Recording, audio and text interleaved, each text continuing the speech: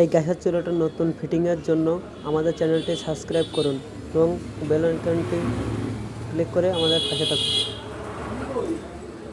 এই যে চুলার বডির সাথে এখন ফিটিং করব মেশিন ফিটিং এর সময় দেখতে হবে যে সুন্দরভাবে দুইটা ছিদ্রের সঙ্গে নাট অ্যাডজাস্ট মিল হচ্ছে কিনা। নাট মিল করে মেশিনটা সেট করে ফেলতে হবে।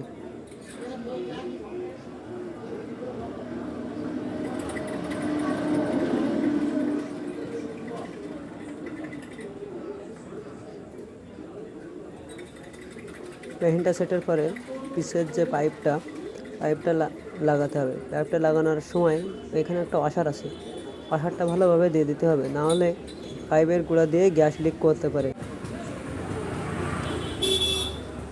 পাইপটা ভালোভাবে লাগিয়ে নিলাম। ভালোভাবে লাগিয়ে নেওয়ার পরে এবার লাগাতে হবে বার্নার।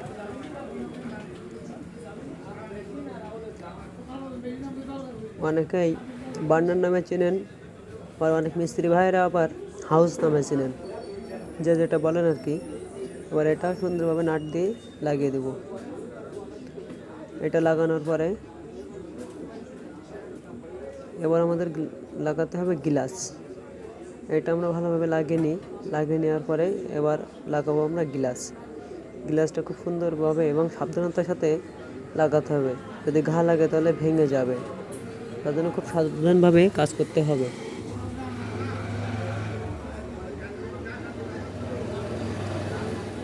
গ্লাসের এই যে সাপটিটার একটা ওয়াশার দিতে হবে, না হলে গ্লাসে দাগ পড়ে যাবে। যেটা লাগিয়ে নিচ্ছি,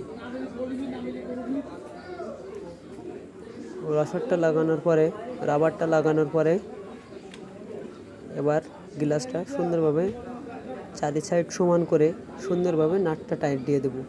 আমি নাটটা টাইট দিতে লাগে, ততক্ষণে আপনারা আমার চ্যানেলটি সাবস্ক্রাইব করে দিন এবং পাশে থাকা বেল আইকনটি বাজিয়ে আমার সাথে থাকুন, যাতে ভিডিও পোস্ট করার সঙ্গে আপনারা পেয়ে যান। আপনাদের কোনো গ্যাসের চুলায় কোনো সমস্যা হলে চলে আসবেন সৌরভ হার্ডওয়্যার অ্যান্ড ইলেকট্রনিক্স, আকলগোটা বাজার, পাইকগাছা, খুলনা মেইন রোড।